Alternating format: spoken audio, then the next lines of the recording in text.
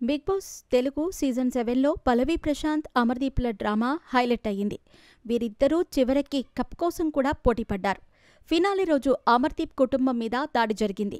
ఈ ఘటన జరిగి ఏడాదిన్నర అవుతున్నా కోల్డ్ వార్ ఇంకా నడుస్తున్న సూచనలే కనిపిస్తున్నాయి. బిగ్ బాస్ సీజన్ 7 టైటిల్ని రైతు బిడ్డ పల్లవి ప్రశాంత్ గెలుచుకున్న సంగతి తెలిసిందే. ఫైనల్లో అమర్దీప్ని ఓడించి పల్లవి ప్రశాంత్ టైటిల్ని సొంతం చేసుకున్నాడు.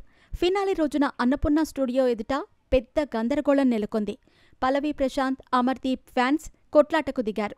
ఈ క్రమంలో అల్లర్లు చోటు చేసుకున్నాయి.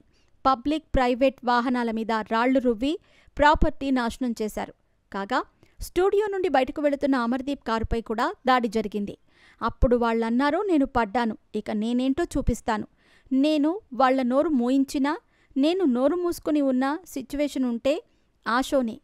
ఏంట్రా నువ్వు చూపించేది అని కామెంట్ సెక్షన్లో అనేవాళ్లకు చెబుతున్నా. నేను చూపిస్తా, అప్పటి వరకు ఆగదా అని చెప్తా అంతే అని అమర్దీప్ ఫైర్ అయ్యారు. ఆయన మాటలను బట్టి చూస్తే దాడి విషయం ఇంకా మర్చిపోలేదు. పల్లవి ప్రశాంత్ అభిమానుల మీద కోపంగానే ఉన్నాడని, కోల్డ్ వార్ నడుస్తుందని కొందరు భావిస్తున్నారు. ఆ గుంపులో నుండి అమర్దీప్ బయటపడటం కష్టమైంది. కారు అద్దాలు పగలగొట్టారు. తమపై జరిగిన దాడిపై అమర్దీప్ సీరియస్ అయ్యాడు. కారులో అమ్మ, భార్య ఉన్నారు. ఏం జరుగుతుందో తెలియని పరిస్థితి. ఇక లాభం లేదు, మీకు కావలసింది నేను కదా అని బయటకు దిగబోయాను. కుటుంబ సభ్యులు నన్ను ఆపారు అని అమర్దీప్ ఆవేదన వ్యక్తం చేశారు. అమర్దీప్పై జరిగిన దాడిని ఆయన మిత్రులు, సన్నిహితులు ఖండించారు. షోలో పల్లవి ప్రశాంత్పై పలు సందర్భాల్లో అమర్దీప్ మాటల దాడి చేసిన నేపథ్యంలో ఫ్యాన్స్ ఈ దాడికి పాల్పడ్డారు. పలు టెలివిజన్ షోలలో బిగ్ బాస్ సీజన్ 7 కంటెస్టెంట్స్ పాల్గొన్నారు.